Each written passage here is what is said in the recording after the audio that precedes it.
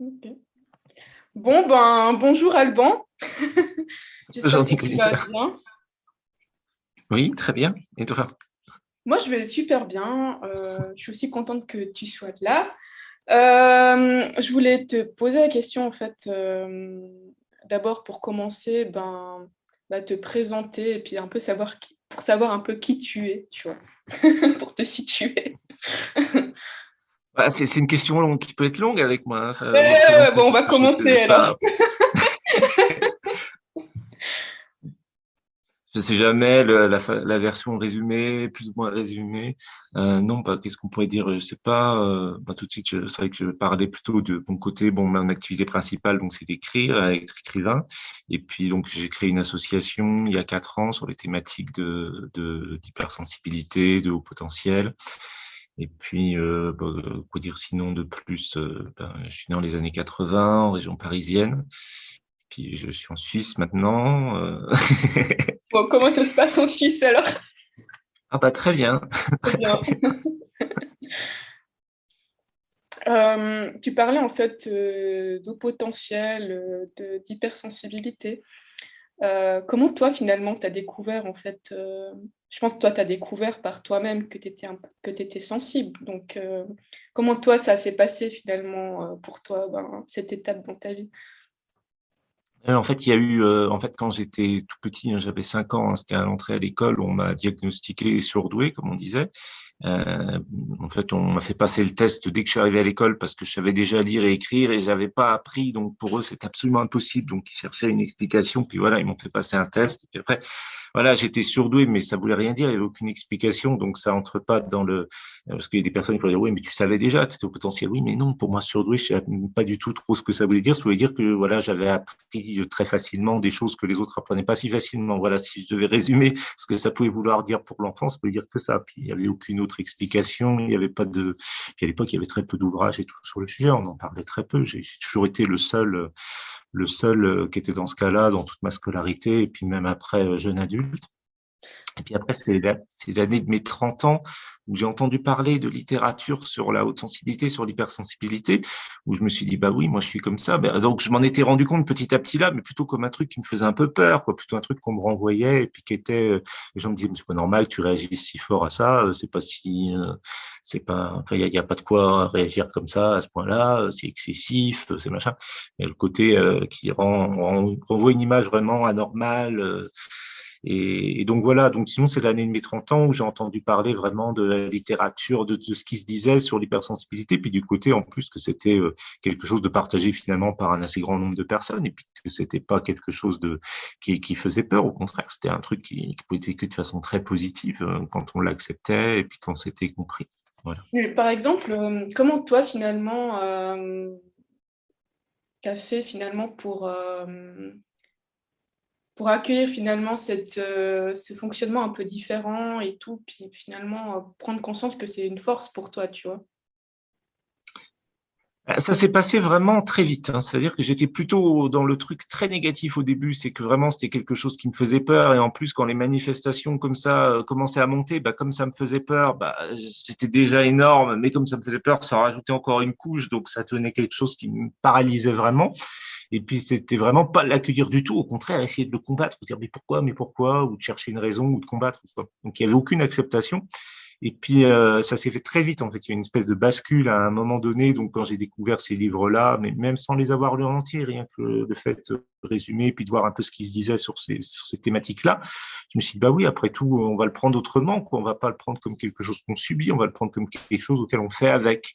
Puis bon, après, pour que ça s'installe vraiment dans le quotidien, ben voilà, ça a mis un certain temps, c'est une petit à petit, mais le déclic, il a été vraiment très rapide. Il y a eu une bascule, un déclic sur très peu de temps. Donc, je suis parti de loin, de l'excès inverse, de pas du tout accueillir, à me dire, mais si on va accueillir comme ça, et puis bon, après, une fois que le déclic était fait dans la tête, au fur et à mesure des situations, je me suis dit, mais non, j'accueille, pas de stress, d'essayer d'analyser ou de stresser ou de se bloquer. Non, non, on accueille et puis on va composer avec, quoi. C'est un peu, on va pas, ouais, vraiment le truc de faire avec.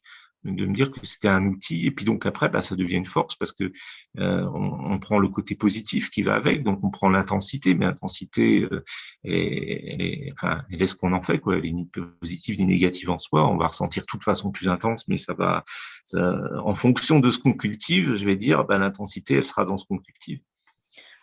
Tu sais, par rapport à ce que tu viens de dire, je pensais en fait, ça m'est venu en fait dans la tête une idée. Je parlais en fait, je pensais en fait au ressenti en fait. Je pense que toi aussi tu fonctionnes pas mal aussi, je pense au ressenti, je suppose. Et puis c'est vrai que je remarque qu'il n'y a pas beaucoup de gens en fait qui fonctionnent comme ça. Ils ont un peu peur de faire confiance. Et puis c'est vrai que, je sais pas comment toi tu vis ça, c'est comment toi tu fais finalement. Et je voulais te demander par rapport à ça. C'est Bon, bah, quoi c'est une pour toi vaste les question, ça, ressentis? parce que, Oui, c'est une vaste ouais. question, mais c'est vrai que récemment j'ai découvert aussi que le ressenti, qu'en fait quand on écoute ces ressentis, eh bien, finalement, on a beaucoup plus confiance en nous, en fait. J'ai l'impression, en fait, la confiance en soi est liée, en fait, à quand on écoute, en fait, son ressenti. Et je voulais savoir, en fait, comment toi, tu vois ça, et puis voilà.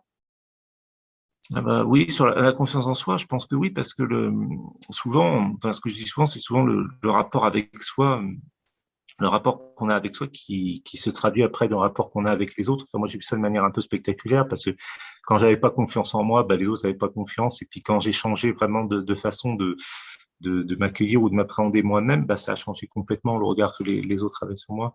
Donc, c'est sûr que si on a des ressentis ou des intuitions et tout ça, puis qu'on les écoute pas, qu'on dit non, mais c'est des bêtises et tout ça, bah, c'est sûr que on va développer un truc où, bah oui, mais ce qu'on dit, ce qu'on pense, ce qu'on ressent, c'est pas important. Donc, on va dans une spirale plutôt, effectivement, de manque de confiance en soi.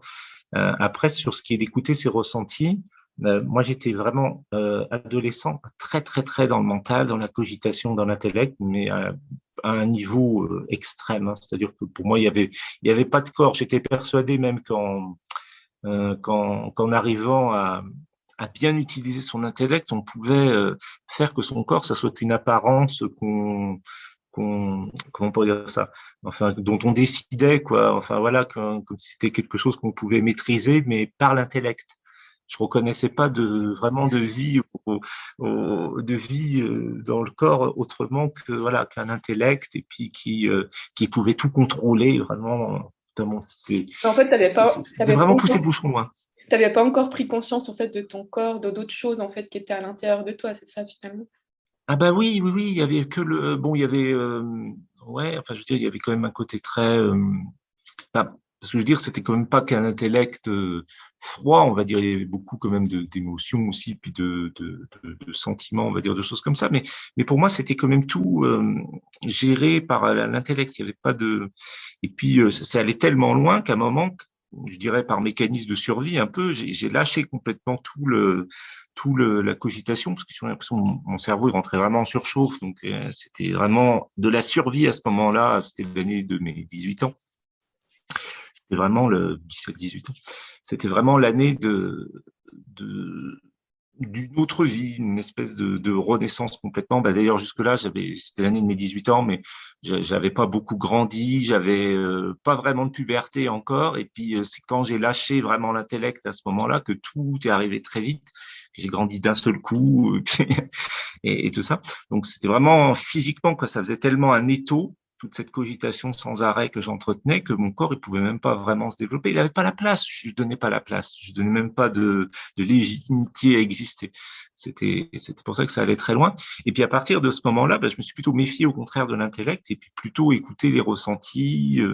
Donc oui, enfin pour parler vraiment des ressentis comme tu disais, c'est vraiment ça. Je me fie beaucoup plus à mes ressentis que mon intellect parce que mon intellect il peut facilement jouer contre moi, il s'emporte, il oublie un peu, je pense, l'être que je suis, il part un peu dans un absolu ou voilà, ou dans quelque chose. En plus, il y a trop une volonté de contrôle et puis pas assez sentir, quoi, parce que ce qu'il y a autour de soi et tout ça, donc il n'est pas juste. Donc après, pour moi, le ressenti, c'est beaucoup chercher toujours ce qui est juste. Donc, de se laisser guider par ses ressentis, je dirais que c'est toujours pour moi se laisser guider par là où je sens que c'est juste, aussi bien en pensée, en action, en parole, en écriture. Non, il y a l'expression écrite et orale, surtout pour moi, c'est euh, vraiment très important les deux. Et donc voilà, donc c'est toujours une espèce de donc ressentir là où c'est juste ou là où c'est bien. Mais souvent j'ai l'impression que c'est comme une enfin, il y a qu'une seule façon en fait d'être juste, et puis si on reste connecté là, en fait, tout va très facilement. Ça peut être difficile au début d'aller capter cette justesse, mais une fois qu'on l'a, je trouve que c'est assez facile de sentir dès qu'on dévie un petit peu. Voilà. En fait, c'est quelque chose que Alors, tu dois souvent, En fait, c'est quelque chose que tu dois pratiquer, en fait. Tu dois à chaque fois, en c'est fait, ça. écouter ce qui est juste. Donc, si tu C'est le ça, ça se pratiques, après, c'est plus pratique et puis facile. avec confiance, indulgence, je vais dire, parce que c'est vrai que des fois on sent qu'on dévie et puis tout de suite on se remet en question, on dit ah oui mais non mais en fait ça marche pas et tout ça, mais non c'est pas faut pas revenir petit à petit effectivement quand ça devient un automatisme. Au début ça paraît un peu difficile, on dit on dévie, on a l'impression qu'on n'a pas décidé, qu'on s'est laissé entraîner puis que c'est difficile comme ça, mais si on revient encore, ben il y a un moment où ça va être très facile après de revenir. Mais au bout d'un moment, surtout quand on a un historique où on n'était pas comme ça dans la justesse, qu'on n'était pas aligné, ben oui, de se réaligner, ça va demander. Enfin, il va y avoir des moments où on peut avoir l'impression de replonger, mais non, en fait, il suffit de retourner. Puis plus on le fait, plus c'est facile et plus on le cultive, quoi. Ouais, puis c'est Et c'est tellement mieux vraiment, aussi pour nous-mêmes, parce que finalement, ben, quand c'est juste, c'est tellement plus facile aussi, tu vois, parce que quand on est tout le temps dans les actions, puis on se voit que ça avance pas, c'est qu'il y a un problème. oui, Donc, en plus, il y en a beaucoup qui fonctionnent comme ça aussi. Donc, moi, j'ai aussi appris, en fait, de mon histoire aussi à fonctionner comme ça. Puis c'est vrai qu'au bout d'un moment, je me suis rendu compte quand même qu'il y a un truc bizarre quand même, parce que je me disais, ah, mais ça avance pas, il y a un truc que je fais aussi différemment et tout. Donc, c'est pour ça aussi que j'ai pris conscience de ça, tu vois. Donc, voilà. Euh, tu disais avant, en fait, que l'année de tes 30 ans, finalement, a marqué en fait un certain changement dans ta vie. oui. Et puis, je voulais savoir en fait, qu'est-ce qui s'est vraiment passé en fait à ce moment-là? L'année de mes 30 ans, déjà, ça a été marquant parce que j'ai trouvé que, enfin, il y avait vraiment une différence dans la manière déjà au niveau, je veux dire, un tout gros truc qui me semblait flagrant, c'était la mémoire. Parce que j'ai l'impression que j'avais une espèce de mémoire absolue jusque-là. C'est-à-dire, je pouvais, j'entendais une chanson une fois, je pouvais quasiment réciter le texte. Même des fois, vraiment, je pouvais réciter, une seule fois, je pouvais réciter la chanson comme ça. Un film, je pouvais vraiment ressortir les dialogues, vraiment. Et l'année de mes 30 ans, tout ça, c'est parti. Donc, ça me faisait un peu peur. À peu près, je me suis dit, bon, bah voilà, faut.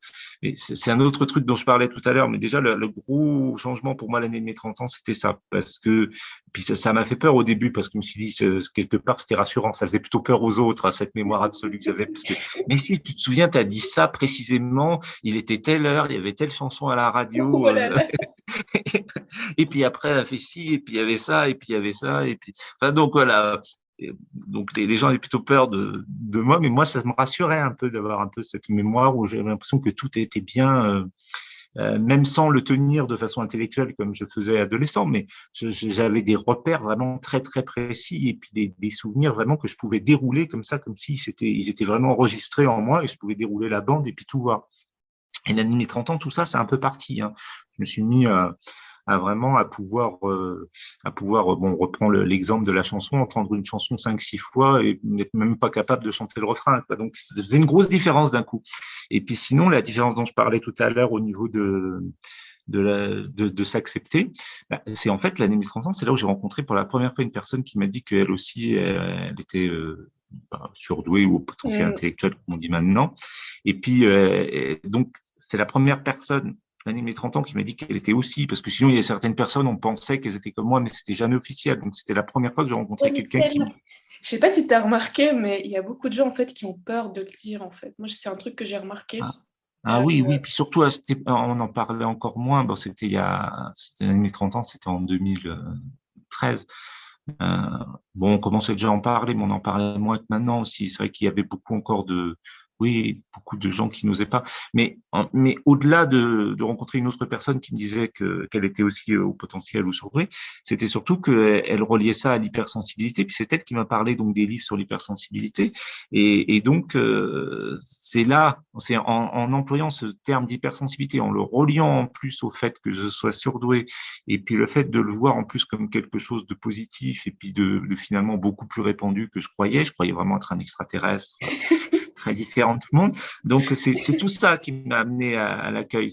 Donc, mais tout passait très vite avec la rencontre de cette personne. Puis alors, pour l'anecdote, c'est un peu rigolo parce que c'est une personne avec qui je travaillais et de toute ma vie en tant que salarié, je n'ai fait qu'un mois. C'était une période d'essai, ça a duré qu'un mois, c'était cette année-là, et elle travaillait avec moi à ce moment-là. Donc, c'est arrivé en fait dans la seule expérience professionnelle classique que j'ai eue.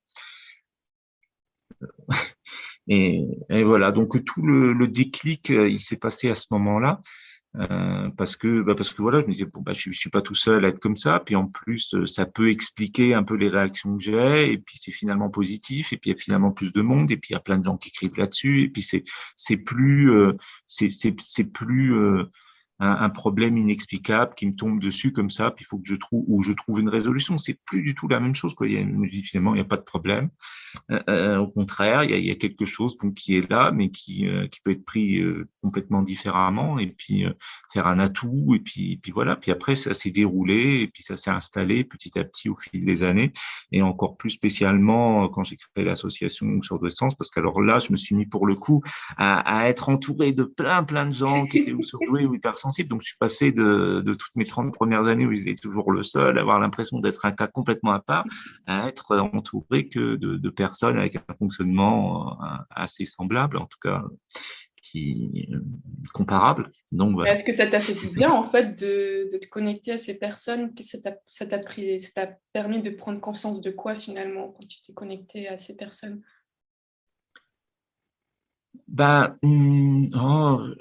Déjà, c'est que c'est beaucoup plus nourrissant. Enfin, quand on a des échanges avec des personnes hautement sensibles, tout ça, on entre tout de suite on entre beaucoup plus vite dans un échange qui est nourrissant et puis Ouais, qui est puis qui est chaleureux. profond aussi, ouais. Ben oui, c'est ça. Alors que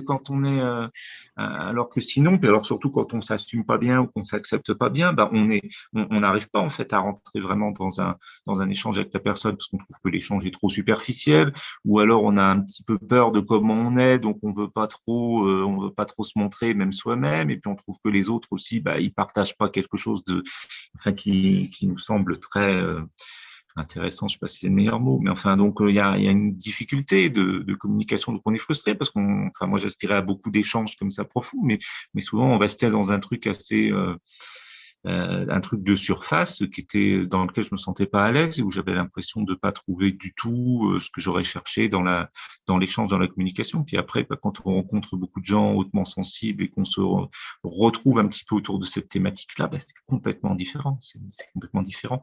On est dans quelque chose on atteint un peu ce à quoi on aspire, quoi, dans le rapport aux gens. Puis les choses se font très vite et puis de manière très Simplement, ouais, simplement aussi. installée, quoi. C'est plus.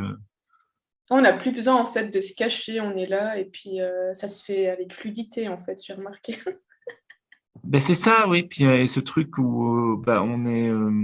Oui, c'est ça, pas besoin de se cacher. Puis en plus, on peut directement aller à l'essentiel. On va dire, on va pas s'observer ou se dire oui, mais comment il va me voir, comment ceci. Donc il y a beaucoup de questions qui sont zappées, beaucoup de limitations, de frontières ou voilà, de manque de confiance ou de tout le reste comme ça qui sont occultés tout de suite. Donc on arrive directement, je vais dire, à se rencontrer vraiment, quoi. Ce qui est quand même assez rare, hein, parce que j'ai l'impression, même surtout dans ma vie, que finalement les gens se rencontraient jamais vraiment, quoi. Ils se croisaient, mais il n'y Ouais, avait ça pas avait pas vraiment de. vraiment, il y avait pas cette ouverture, et puis c'est exactement ça, en fait, il y a pas d'ouverture vraiment vraie, finalement, c'est ça.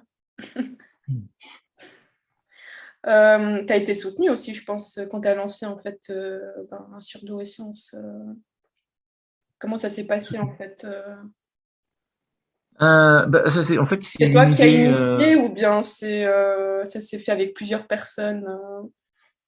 Ah, bah, en fait, au tout début, c'est une idée comme ça que j'ai un matin parce que je suis en dédicace. Et puis, bah, en fait, au début, il y avait, parce que le livre, il est paru l'année de mes 30 ans, mon premier livre, mon premier roman.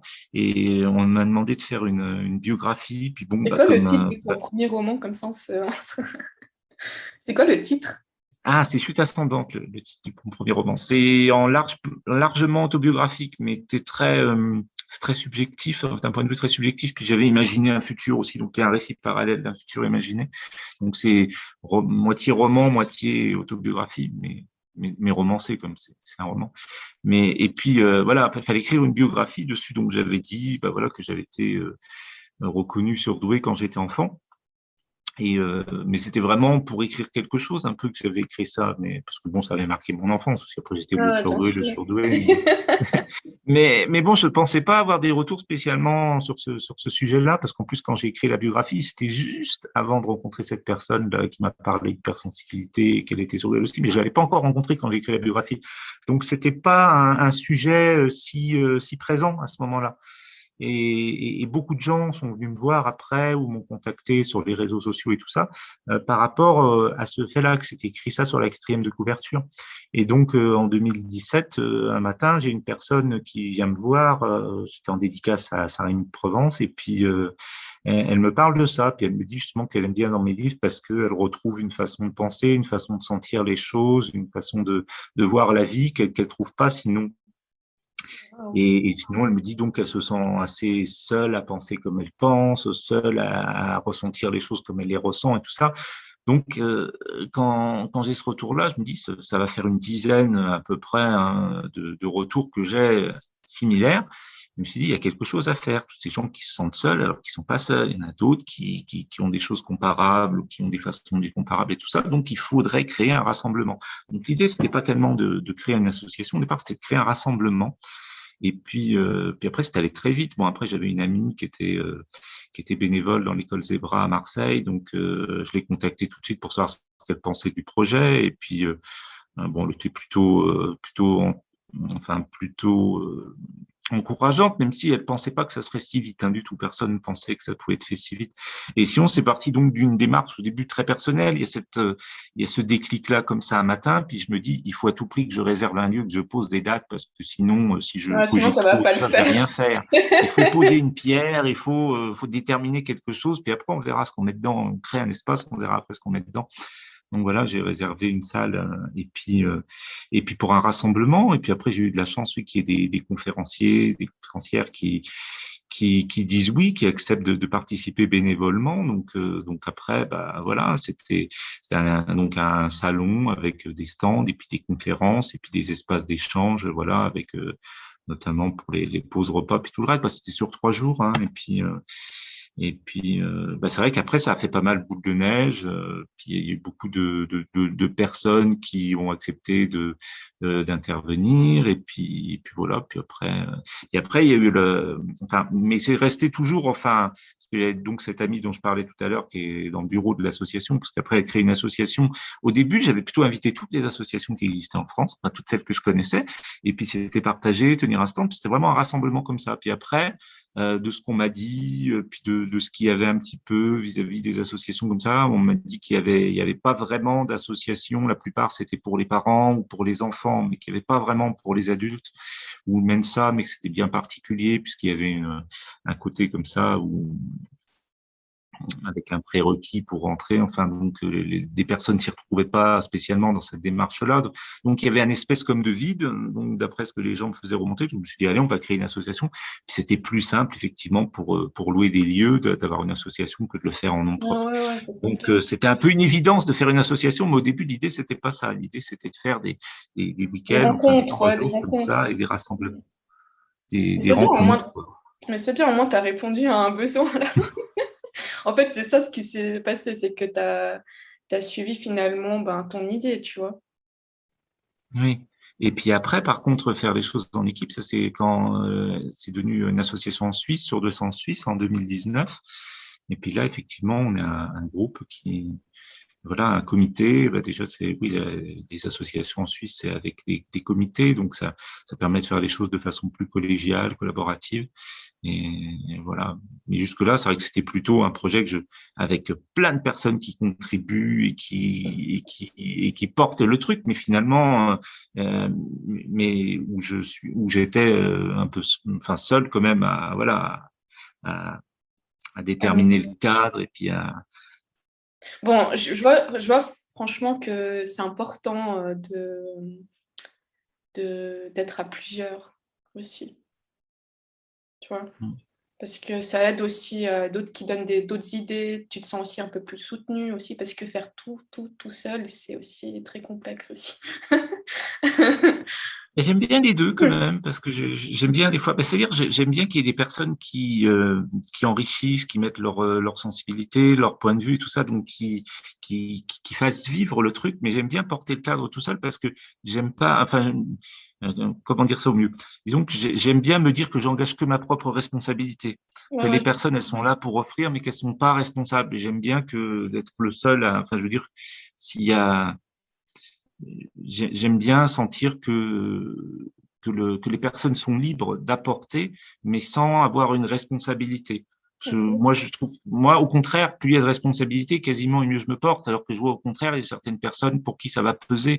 Moi, j'ai cette particularité d'au contraire me sentir beaucoup plus libre quand c'est moi qui ai la responsabilité que s'il y a la responsabilité de quelqu'un d'autre. Et donc ça me va très bien ce côté être seul à un certain niveau. Mais après, effectivement, dans la façon de faire les choses, effectivement, là, plus on apporte chacun sa sensibilité, son regard, son truc, et mieux c'est. Hein. De toute façon, c'est fait pour ça. C'est sur le sens. C'était vraiment toujours j'ai toujours vu comme quelque chose avec un arc-en-ciel ou avec un foisonnement comme ça de couleurs ou de fleurs ou dans les communications et tout ça pour dire ce truc où chacun amène sa touche et puis qui est très diversiforme. Mais C'est vrai, c'est je bien. suis d'accord peut-être pour, peut-être c'est intéressant en tout cas ce que tu dis par rapport à la responsabilité et je trouve que, oui, c'est bien d'avoir,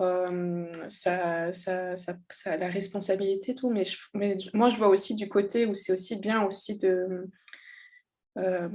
d'être entouré de personnes parce que porter un projet ou une association ou j'en sais trop rien, c'est quand même, beaucoup d'énergie à investir et puis on a quand même ça aide quand même d'avoir des gens qui nous soutiennent. Tu vois ce que je veux dire?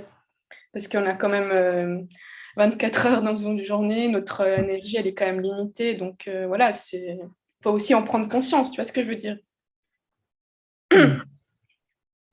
Mais ça, je sais pas ce que tu en penses par rapport à ce que moi, je viens de partager, mais c'est vrai que c'est bien aussi, je suis d'accord aussi avec toi, c'est bien aussi de se sentir responsable et tout, mais après je pense que c'est aussi bien de partager aussi ses responsabilités, je sais pas. Après bon, après ça dépend avec qui bien sûr. Oui, après partager les responsabilités, ça se passe très bien quand c'est souvent par secteur, je vais dire, parce que par exemple, enfin, faut des fois, enfin, si c'est parce que je trouve que des fois, au contraire, on va perdre plus de temps si on, enfin, j'aime bien que ce soit bien délimité, c'est-à-dire une Ah ouais, personne, c'est par clair, exemple, qui est ouais. responsable au niveau de la technique quand c'est des événements en ligne ou des choses comme ça. Moi, je suis autodidacte, hein, je me débrouille sur l'informatique, mais je suis pas spécialiste. Donc, s'il y a une personne qui est spécialiste, qui va être responsable de la technique, bah, c'est super.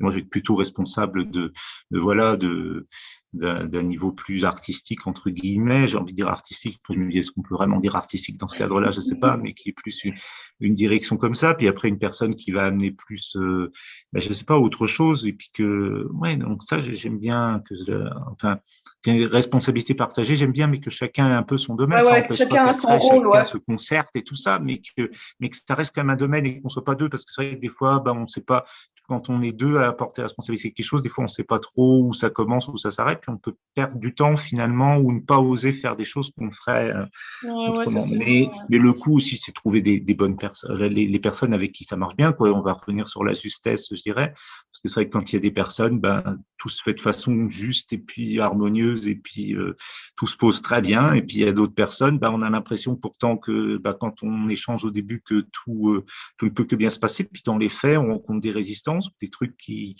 ouais, puis ça va voilà. Donc pas ouais, c'est pas si, fluide que ça en fait.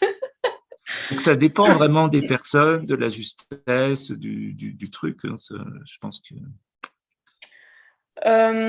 Il y a un truc qui m'est arrivé aussi dans la tête, c'est, par rapport à, comment toi tu fais finalement pour, parce que finalement on vit un peu tous, des épreuves dans la vie et comment toi tu fais en fait pour, qu'est-ce qui te permet de te réaligner et puis de retrouver finalement, ton énergie et puis pour finalement réussir finalement à traverser ces épreuves, tu vois ce que je veux dire? Il y a un moment dans ta phrase où la réponse qui me semblait, enfin, la première réponse que j'avais envie de dire, c'est dormir. Ouais, trop! C'est-à-dire déjà prendre le temps de se reposer parce que c'est vrai que des fois on a l'impression qu'il y a quelque chose, puis j'ai l'impression qu'il n'y a pas de meilleure façon des fois de bien dormir pour bien reprendre, avoir les idées de nouveau et Le se sentir réaligné, quoi. Des fois j'ai vraiment l'impression qu'on se sent un peu à côté ou l'impression il y a des choses qui nous perturbent et tout ça, puis on voit pas trop l'issue, on a du mal à retrouver un peu la justesse, puis quand on se rend compte qu'on manque de repos et puis qu'on en reprend un peu déjà, on éclaircit déjà un petit peu la situation. Et ben, sinon, parce que je pense que ça, c'est quand même capital, mais bon, c'est peut-être pas que dormir, c'est une question de reprendre, enfin de l'énergie quoi, de se quelque part. reposer, de se réparer un peu, de prendre un temps pour se retrouver un peu soi, parce que voilà, si, je pense que quand on se retrouve un peu soi, mais après, il y a différentes façons. Il y en a, ça va être aller dans la nature, faire de la méditation, écouter de la musique, enfin, reprendre en tout cas un espace à soi ou reprendre un truc de se mettre dans des conditions où on se retrouve, quoi, où on se reconnecte. Et là, en général, on peut identifier. Alors déjà, on se sent mieux, et puis même s'il y a quelque chose qui a à réaligner, on va l'identifier, alors que quand on est pris dans un certain truc, on ne sait plus exactement, on sent qu'on n'est plus aligné, mais on ne sait plus exactement pourquoi, on n'a pas vraiment la lucidité de savoir ce qu'on pourrait faire et puis ce qu'il y a. Mais c'est un peu le coup de prendre un peu du recul aussi, je dirais. Mais bon, du recul sur les situations et à la fois, au contraire, se retrouver plus soi en profondeur. Bon, c'est un peu paradoxal, mais c'est du recul un peu sur le faire et retourner un petit peu plus dans l'être pour voir exactement comment on se sent et comment on est dans la situation, qu'est-ce qui fait que d'un seul coup, on est sorti un peu de son alignement. Et Mais c'est vrai que c'est intéressant de dire, je pense que c'est devenu vital en fait d'être dans l'être parce que sinon on se perd facilement et puis, des fois c'est pas toujours évident non plus je remarque, moi j'ai en tout cas j'ai remarqué, j'ai besoin en fait, de bien me sentir avec moi. Puis quand je sens que des fois avec certaines personnes, j'ai un peu de la peine en fait, ben, je dois m'écouter par rapport à ça, tu vois ce que je veux dire? Et c'est vrai que, ça prend du temps, ça demande, une certaine écoute aussi par rapport à soi, à ses ressentis et puis, c'est des moments en fait qui sont essentiels, tu vois? Parce que sinon tu te perds facilement, tu vois? ouais. Personnellement, enfin, la question serait que c'était la façon que je faisais. Moi, ce qui marche sans doute de manière le plus rapide, le plus spectaculaire, bon, ça peut être aussi une bonne nuit de sommeil, ça peut être aussi spectaculaire et rapide, hein. Mais de me mettre en position d'écrire aussi, ça peut être changer un peu toute la façon dont, quand j'ai l'impression qu'il y a une situation dans laquelle je sais plus trop où je suis placé et puis qui me dépasse un petit peu dans certains voilà, dans certaines des interactions, comme tu disais, des trucs qu'on peut se perdre un peu. Il suffit que je me remette en position d'écrire, que je commence à écrire. Et là, pour moi, tout change tout de suite parce que c'est les mots. C'est comme si un peu on éponge des fois dans certaines situations. Et quand j'écris, c'est plus du tout éponger. Au contraire, c'est l'inverse. C'est sortir quelque chose de soi. C'est reprendre un peu la position où on choisit, où on détermine. Et puis s'il y a quelque chose qui est trop lourd pour nous, bah, on le ressort, on en fait quelque chose. En plus, c'est pas juste on régurgite comme ça ou on se nettoie. Non seulement on va en faire quelque chose donc de créatif ou machin, même si c'est juste pour exprimer comment on se sent tout ça, mais ça va quand même mettre des mots, c'est quand même donner naissance à quelque chose. Donc c'est tout de suite c'est comme une autre une autre disposition quoi, d'esprit et puis de façon d'être. Donc ça pour moi c'est radical s'il y a quelque chose donc, qui est un trop ou quelque chose où je sens une confusion sur une situation dans ma façon d'être comme ça ou quelque chose qui est pas aligné, si je me mets avec une feuille, un stylo ou avec un clavier d'ordinateur et que je commence à écrire, bah, c'est tout de suite c'est différent puisque c'est tout de suite bah voilà s'il y a quelque chose bah je l'écris et puis je le laisse pas comme ça donc je l'écris et puis après bah, s'il y a quelque chose que je comprends pas bah j'écris et puis des fois en le relisant je vais dire je vais mieux comprendre des fois simplement en l'écrivant et puis je vais mettre des mots sur les choses je vais restituer quelque chose et puis faire quelque chose quoi c'est comme si parce que des fois c'est vrai qu'en tant qu'hypersensible Ouais, ouais, trop. on y plonge on ramasse toutes sortes de trucs on sait même pas toujours tout d'où ça vient et tout ça puis alors déjà le fait de se mettre dans l'écriture bah, on enlève ce truc d'éponger on est plutôt dans le truc où on rayonne quelque chose où on rend quelque chose mais en plus on peut facilement se rendre compte de bah oui bah tiens ça c'était pas à moi et puis ça c'était à moi comme ça m'est apparu comme ça mais en fait c'est parce qu'il y avait ça puis il y avait ça et enfin pour moi quand on l'écrit c'est beaucoup plus clair que juste quand on pense parce que quand on pense enfin, j'ai Ah, on l'impression que va ça peut très loin. facilement partir Ouais, dans tous les oui, oui, sens tellement. c'est beaucoup c'est beaucoup plus canalisé quand on l'écrit. Ouais, oui, c'est tout, ça va plus, c'est plus facile en fait, j'ai remarqué. Donc, ouais. Mais qu'est-ce que je voulais dire? Là, je me suis un peu perdue. Euh, euh, Quand tu disais en fait par rapport à que quand c'est beaucoup plus fluide et tout, finalement, qu'est-ce que toi tu ressens à ce moment-là? Est-ce que c'est plutôt quelque chose que voilà, tu te sens, c'est comme un bienfait que tu ressens. Donc, qu'est-ce que ça te fait à toi finalement qu'est-ce qui t'apporte, qu'est-ce que ça t'apporte finalement ces moments-là? D'écriture Ouais, tu veux dire exactement, ouais. bah non, c'est-à-dire que c'est un espace vraiment où enfin, je sens vraiment le côté co-création, quoi, le côté de reprendre un peu son, je sais pas exactement quel mot vous dire, mais sa capacité de co-création dans le monde. Et puis, puis après, bah, ça peut aller jusqu'à un état légèrement à la transe. Moi, si j'écris, puis s'il y a vraiment plein de choses qui viennent comme ça, puis il y a un moment, c'est pétillant, et puis il y a toutes sortes de choses, des choses qui se répondent, et puis des choses qui en entraînent d'autres, et tout ça. Et puis ça prend ça prend quelque chose de très c'est comme si, oui, c'est comme si vraiment on exprimait pleinement. Enfin, moi, c'est vraiment ce côté-là, hein, mais ça peut me faire ça aussi en conférence ou ça peut me faire ça à l'oral aussi. Avant, j'étais vraiment très sur la communication écrite. J'avais beaucoup plus de mal sur la communication orale. Maintenant, ça pourrait me faire ça aussi dans les deux cas. Mais ce truc où Mais est-ce qu'il y a que l'écriture qui te permet de t'exprimer ou bien tu as d'autres façons aussi de t'exprimer, par exemple par le chant ou d'autres choses ou... euh, le chant, je sais pas, je pratique pas vraiment assez pour, je peux pas dire, j'aime bien chanter, hein, mais je pense pas qu'on puisse trouver ça. Enfin, ça va pas être la même, c'est pas les mêmes choses qui vont être en route en tout cas, hein, parce que le chant ça va D'accord. être beaucoup plus quelque chose de bah, qui vient du ventre ou du chakra cardiaque, enfin de cette région-là.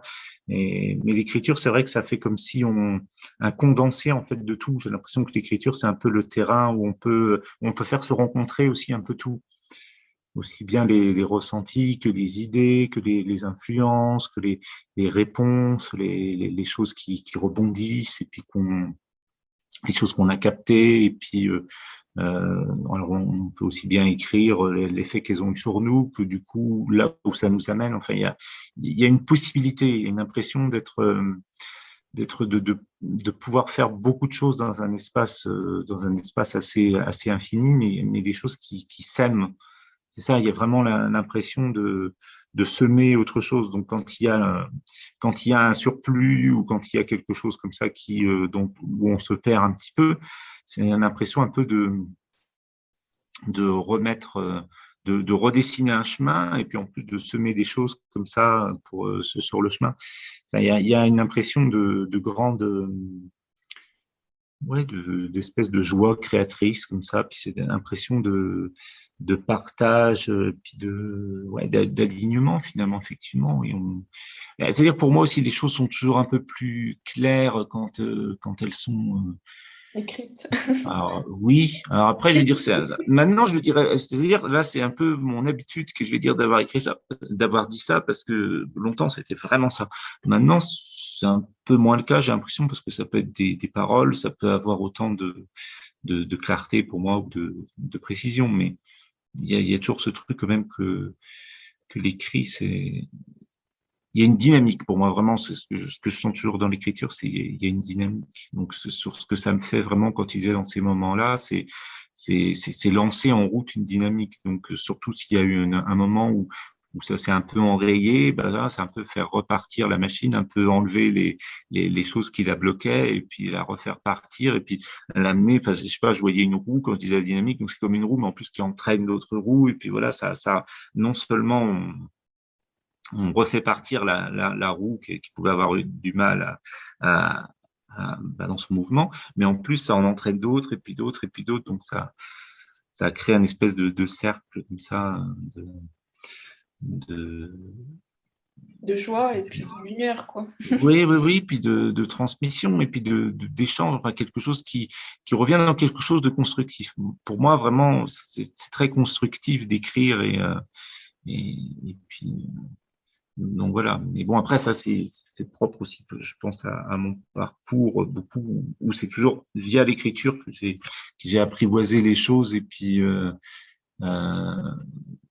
donner du sens, enfin, on va dire trouver, parce que c'est pas donner, hein, c'est trouver du sens à ce qui arrivait et puis donner une direction aussi. Enfin, j'ai vraiment cette impression-là, par exemple, dans les derniers livres là, que j'ai écrits sur la sensibilité, comme ça, beaucoup ça, c'est écrire pour donner une direction. Et sinon, j'ai l'impression que si j'écris pas comme ça, si je vis comme ça plusieurs trucs, j'ai l'impression d'être pris dans un mouvement que je subis. Alors, quand la direction ne va pas, bah, ça va pas. Et puis, si je me dis, bah non, mais de tout ça, je vais en faire quelque chose d'écrire, là, je sens la direction se dessiner, puis je me dis non, mais en fait, j'ai pas à subir ce mouvement-là comme ça. Je peux au contraire En fait, tu deviens m'orienter dans une autre acteur, quoi, finalement. direction et proposer une autre direction entraînée par là. Il y avait aussi une autre chose que je voulais te demander. Comment finalement, toi, tu mets dans ta propre vie des... Parce que finalement, quand t'es sensible, tu as besoin de mettre des limites aux gens, tu vois. Et comment toi, tu fais, en fait, comment toi, finalement... Ouais, je sais pas comment toi, tu le fais, quoi. Ouais, c'est une question qui est un peu particulière.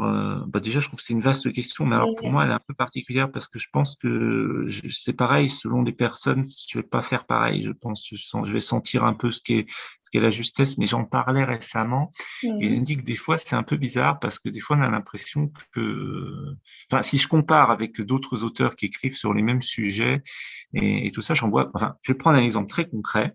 Alors, c'est peut-être pas vraiment, enfin, si, ça s'inscrit dans ta question. Et par exemple, on trouve mon numéro personnel facilement sur la toile et j'ai jamais été vraiment dérangé par ça. Enfin, je veux dire, des gens qui m'appellent et qui peuvent me parler pendant assez longtemps, mais enfin, j'ai jamais senti le besoin des limites. C'est pas des gens qui me rappellent tous les jours ou tout ça. J'ai jamais eu ce genre de truc-là. Et en échangeant avec d'autres auteurs qui écrivent sur la sensibilité, les profils atypiques et tout ça, et il y a des gens qui apparemment ont des expériences terribles dans ce domaine-là. Donc je sais pas trop à quoi ça tient. Et donc je sais pas En fait, toi, tu le expliquer. vis, en fait, toi, tu le vis plutôt bien. Ça veut dire que... Bah, moi, j'ai jamais ça. Je pense que ça m'a jamais, non, ça m'a jamais pesé. Parce que j'ai toujours vu, parce qu'il y a un moment, des fois, où je me suis dit, oh là, peut-être là, ça va un peu loin, comme il faudrait des limites, mais c'est jamais resté plus qu'un moment. Ça, c'est toujours. Donc, je sais pas trop comment je fais. J'ai envie de dire que le fait, c'est d'essayer de rester juste et puis de pas de me respecter moi et tout en respectant l'autre, en étant ouvert, sans trop.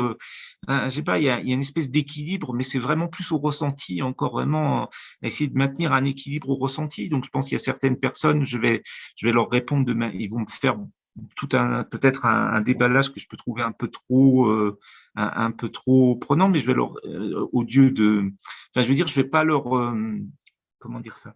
Je veux dire, je vais pas vraiment poser la limite, mais simplement dans ma façon de répondre peut-être très, en recentrant les choses ou en répondant,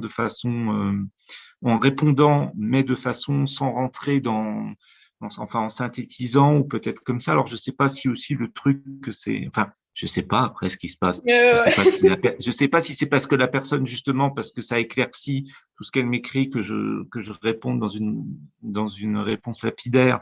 On va dire, est-ce que ça éclaircit ou est-ce que c'est au contraire, enfin, où elle va penser donc qu'il n'y a pas l'espace pour, je sais pas comment ça se passe. Je pense que ça dépend vraiment selon les personnes et tout ça. Mais mais en tout cas, j'ai pas eu ce besoin de de mettre mettre des trop des limites, limites. oui. Ça arrive assez rarement.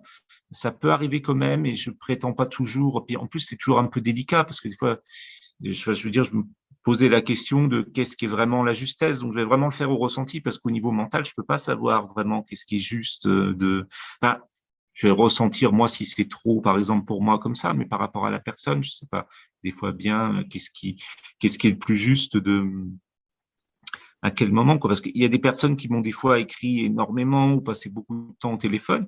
Et puis, en fait, en creusant, donc des fois, j'ai l'impression que c'est en allant, au contraire, en mettant pas du tout de limite, mais au contraire, en y allant à fond, des fois, avec une personne, je trouve que peut-être on peut, ben, l'analogie qui me viendrait, c'est un peu ça, mais je dis pas qu'elle marche à tous les coups. Mais des fois, une personne, il y a des choses où on a l'impression que ça va un petit peu loin, mais que des fois, en allant peut-être, en ouvrant peut-être des fois encore un peu plus la porte, ben, on trouve une résolution à cette chose qui allait un peu loin. Alors que si On restera à la surface, ouais, ben, je trouverais dommage de fermer vraiment la porte. Et si on restait dans ce truc entrouvert, ben je pense ça va être beaucoup plus épuisant parce que on peut-être aller quelque part où comment on va dire ça, où le côté, j'ai pas le bon mot là comme ça, mais le côté, comment on pourrait dire, enfin le côté qui peut peser en tout cas, peut être simplement du fait qu'on n'est pas allé jusqu'au bout d'un truc et qu'une personne a besoin vraiment qu'on aille au fond d'un sujet ou qu'on creuse vraiment un sujet, puis qu'en fait c'est à ce moment-là, en creusant ou en allant justement un peu plus il y loin, a une libération un peu qui on se passe. trouve la façon, oui, de Mm, libérer, mm. de faire retomber un peu ce truc qui était un petit peu trop dense ou trop, voilà. Donc, je sais pas. Mais après, c'est vrai que ça dépend vraiment des personnes et des situations. Je pense pas qu'il y ait de bonnes méthodes ou de pas bonnes dans l'absolu. J'ai vraiment pas l'impression. En tout cas, je suis quelqu'un qui aime pas du tout poser des limites. Je pense que ça se voit assez facilement dans la façon de faire, puisque il y a mes coordonnées personnelles très facilement. Puis je suis toujours content là où vraiment j'aurais besoin de poser des limites, c'est si je vois que la personne est dans le même sillon. Parce qu'une personne qui me contacte, enfin, j'ai pas ce truc où je vais plutôt mettre une limite, au contraire, plutôt m'engager au départ dans le premier contact tout de suite, parce que je trouve ça phénoménal, justement, comme je disais tout à l'heure, de faire une vraie rencontre et puis d'aller partager profondément et puis tout ça.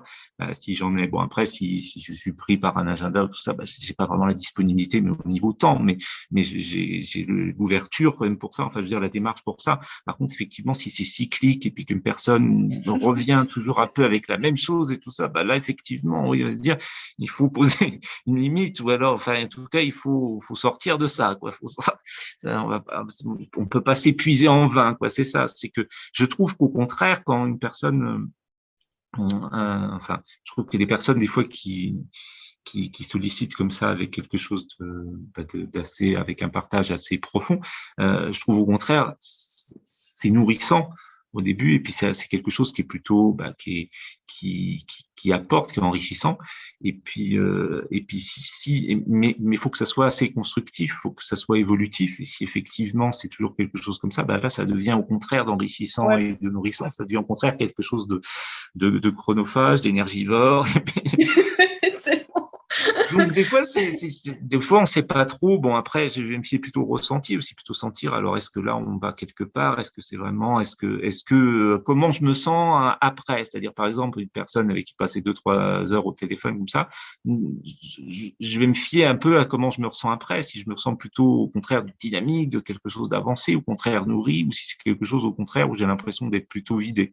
Donc, je vais plutôt me fier à ça et déjà, ça va plutôt être là un curseur pour savoir s'il y a des limites à poser ou pas. Mais, mais des fois, j'ai l'impression que ça se fait un peu au-delà de moi. Donc, je ne sais pas si c'est une espèce de protection ou tout ça, mais c'est parce que des fois, j'ai l'impression que j'ai pas fait spécialement, pour reprendre vraiment ta question, j'ai pas fait spécialement, enfin, j'ai pas eu conscience de faire spécialement quelque chose pour poser une limite. Mais quand des fois, je sens qu'il y a une limite qui a besoin d'être posée, bah, il va y avoir un concours de circonstances, on va dire, qui fait qu'il y a une limite qui va être posée. Et j'ai pas vraiment l'impression de l'avoir fait trop consciemment. J'ai l'impression comme si le simple fait d'avoir voulu en mettre une a fait que les choses se sont faites comme ça.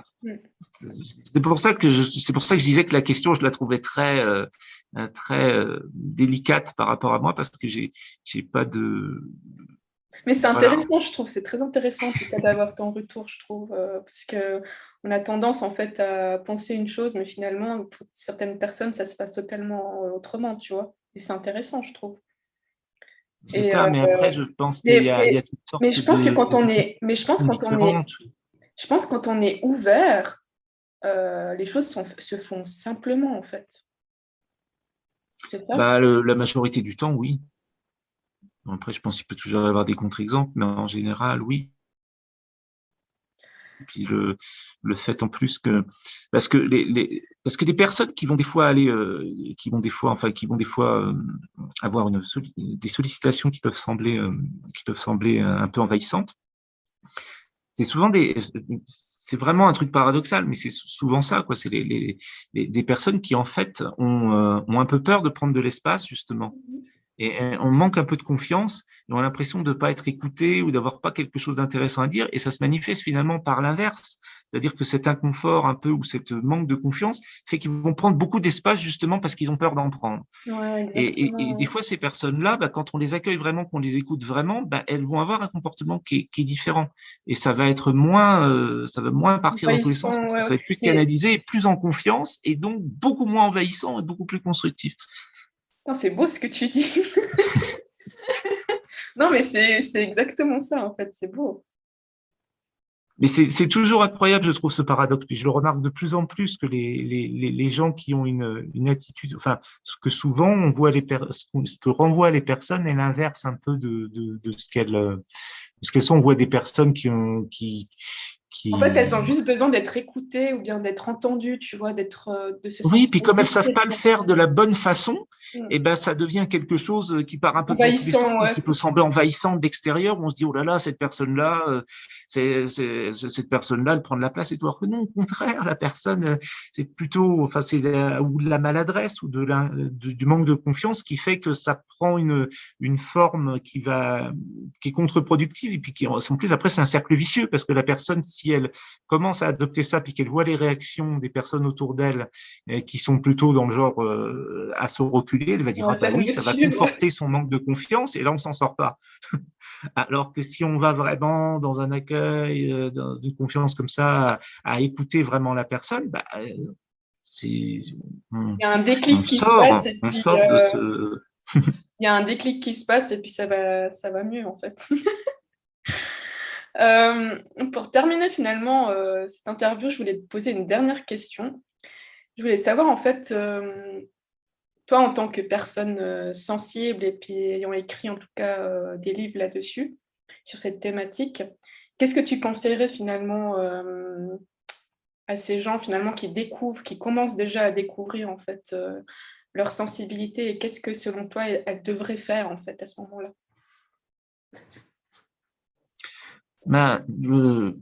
Après, c'est plutôt enfin, je vais reprendre un peu sur mon vécu, mais je pense Mm. quand même que c'est toujours le premier, comme c'est souvent l'élément clé, hein, l'élément crucial, je trouve, c'est déjà de de pas en avoir peur, quoi. C'est-à-dire c'est les personnes qui découvrent.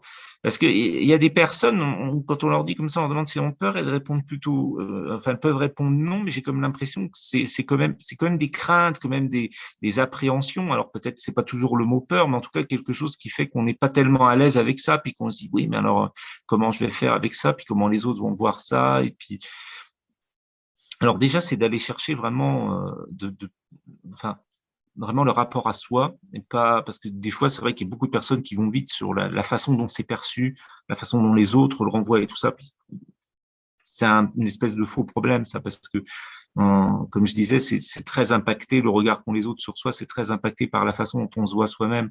Donc c'est assez stérile d'aller chercher la question de comment c'est vu et puis comment c'est accepté. Déjà de l'accepter soi et ne pas en avoir peur, et puis pas me dis, il y a toujours aussi un peu cet équilibre, je trouve, qui est pas évident à trouver, mais qui m'aurait fait tellement bien si j'avais connu ça plus tôt, c'est-à-dire de se dire, oui, on n'est pas comme tout le monde, mais à la fois, on n'est pas non plus seul comme ça, et puis on n'est pas si différent que ça. Il y a des différences, mais c'est quand même pas non plus si différent que ça, parce qu'on a tendance à aller à l'extrême. Enfin, moi, c'était vraiment comme ça, où je me disais, mais non, en fait, ça c'est en ma tête, en fait, je suis comme tout le monde, ou alors, non, je suis complètement différent, complètement extraterrestre. Tu Et essaies de c'est t'adapter en fait à outrance, tu vois. Tu te dis, tu Ben c'est t'efforces. ça, où on a tendance, mais c'est ça, c'est toujours aussi cet extrême, ou s'adapter à outrance, ou de dire, ah mais non, mais de toute façon, je n'ai pas ma place nulle part, ou alors s'adapter à outrance. Et non, il y a une voie du milieu dans tout ça. Ouais, moi. Il y a une façon quand même d'être soi en s'adaptant un peu, mais sans que ça nous coûte trop, parce que si ça nous coûte trop, c'est que c'est pas bon, c'est qu'on en fait trop, c'est qu'on ne se respecte pas assez. Donc c'est encore une histoire un peu, oui, de justesse. Mais quand on est hypersensible, c'est un formidable atout parce que on ressent les choses, donc on n'a pas besoin on n'a pas besoin normalement, hein, comme on va ressentir les choses beaucoup plus subtilement ou beaucoup plus facilement, ben on a moins besoin de coups sur la tête, par exemple, pour prendre l'expression que je voulais prendre, même si bon, elle est pas forcément adaptée, mais pour comprendre quoi, on n'a pas besoin que ça crie, puisqu'on peut déjà entendre les murmures, les chuchotements. Donc c'est un atout ça, de si on écoute et puis qu'on bah oui, qu'on s'écoute. Et on ressent aussi facilement ce truc-là de justesse. On peut plus facilement le ressentir si on est hautement sensible. Donc d'écouter ça et puis pas d'aller contre soi, quoi. C'est ça vraiment, pas d'aller contre la sensibilité. Si elle est trop forte, bah, c'est un petit peu comme ce que je disais un peu, la personne qui n'a pas confiance en elle, n'ose pas prendre sa place et qui du coup va en prendre trop. Si on a une émotion, si on a des émotions, des ressentis qui sont trop forts, donc qui nous font peur et qu'on n'a pas trop envie d'écouter, ou qu'on se dit mais comment on fait avec ça, c'est que ce ressenti-là, s'il en est arrivé là, c'est qu'à un moment il n'a pas été écouté, il a été étouffé, parce que sinon, enfin surtout si on parle d'émotions, après dans les sens ça peut être un peu différent, mais si on arrive à des émotions comme ça qui sont très fortes et qu'on n'arrive pas du tout à gérer. Enfin, oui, je sais pas si gérer c'est le meilleur mot, mais qu'on n'arrive pas du tout à À apprivoiser, enfin, transformer ou à transformer aussi, ouais. oui. Ben si ça crie à ce point-là, si l'émotion elle est si forte que ça, c'est qu'elle a été ou étouffée ou en tout cas pas bien accueillie à un moment. Et donc, alors après effectivement, c'est devenu quelque chose qui peut nous faire peur, mais c'est tendre la main vers ça et toujours être un peu dans toujours ça. Pour moi, ça me paraît toujours très basique finalement, très du bon sens sur ces sujets-là, c'est de pas en avoir peur et d'accueillir le fait que c'est là. Mais accueillir, ça ne veut pas dire donner. Enfin, je veux dire, si par exemple c'est une émotion vraiment très très forte et très prenante comme ça, l'accueillir, ça ne veut pas dire ah bah oui, la laisser exploser dans tous les sens. L'accueillir, mais comment dire ça? L'accueillir avec bienveillance, mais pour plutôt calmer, toujours un peu ce truc-là, calmer. Après, tout le monde va pas forcément le vivre comme ça, mais c'est vrai que souvent, il y a quelque chose qui demande vraiment être apaisé sur ces questions de sensibilité quand on la découvre particulièrement, parce que ça agite beaucoup de questionnements et puis beaucoup de choses où on dit oui, mais quand même, c'est très fort, ça peut faire peur, Ouais, et des puis gens on se dit, mais c'est juste ce que tu dis, il y a des gens, quand tu réagis ou bien que tu as des émotions trop fortes, les gens, ils ont peur en fait de toi. Mais voilà, c'est encore une certaine perception que les gens, ils ont sur toi, tu vois, mais parce qu'eux, ils n'ont pas accueilli finalement leur sensibilité ou j'en sais trop rien. Tu vois ce que je veux dire? Oui, ben Finalement, là c'est d'ailleurs, je toujours... dirais, il y a un peu deux profils, j'ai l'impression, de ces personnes qui ont très peur des manifestations comme ça, assez fortes, émotionnelles. Il y a ceux qui, parce que ça leur est étranger, donc ils ont peur de l'inconnu, parce qu'ils n'ont pas des réactions si fortes. Mais il y a aussi ceux qui avaient à la base des réactions plutôt comme ça, mais qui les ont qui en ont eu un peu peur et qui les ont Mm. très étouffés, je sais pas si le mot est un peu fort, mais un peu ça, enfin très mis en géré, enfin je sais pas comment on peut dire au mieux, mais enfin qu'ils ont mis sous cloche quoi vraiment. Et puis donc quand ils voient les autres faire ça, bah, ça les ramène à leurs propres émotions à eux, donc ils vont avoir peur, mais parce que il y a ce rapport aussi à eux. Donc des fois il peut y avoir des personnes qui sont très sensibles, qui peuvent avoir peur, ou alors des personnes effectivement qui sont moins sensibles. Enfin, la peur des émotions des autres, je pense qu'elle peut avoir vraiment deux sources.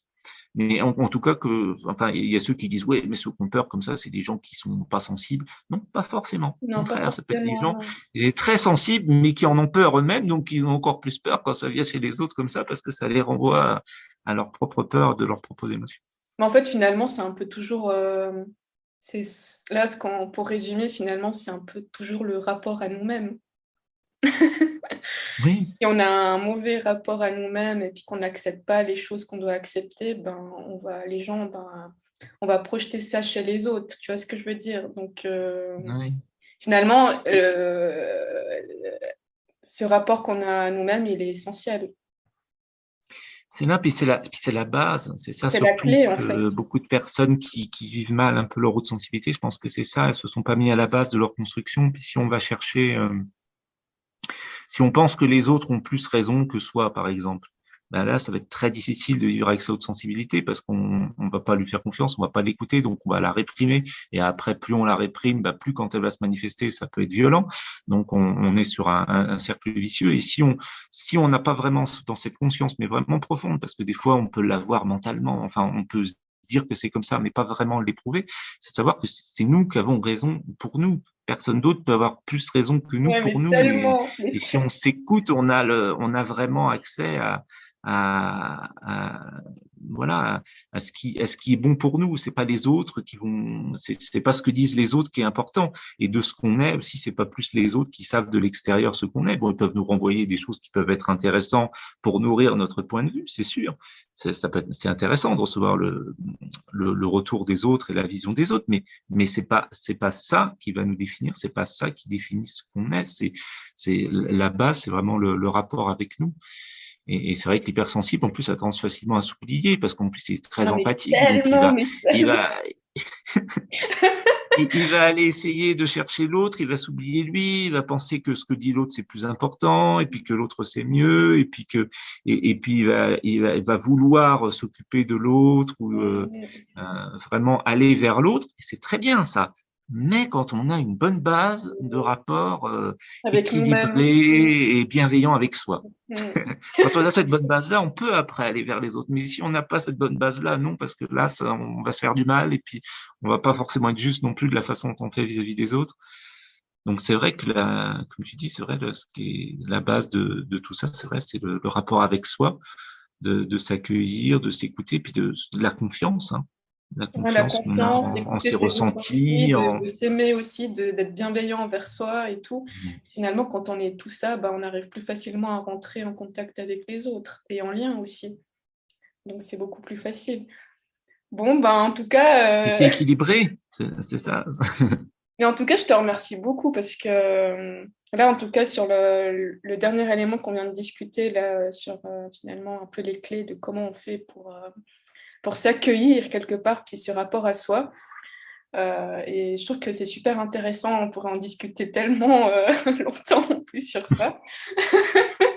Mais en tout cas, je te remercie beaucoup d'avoir pris du temps et puis d'avoir partagé en fait ben, ce moment-là. Et puis ça m'a fait vraiment plaisir parce que, en tout cas, tu es une très belle personne. J'apprécie en tout cas ce que tu fais. Et puis, bah, continue comme ça. Et puis, bah, on se recroisera peut-être une fois, quoi. Merci beaucoup à toi.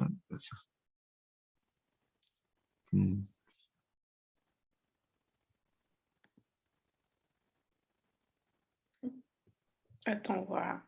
C'est tout bon.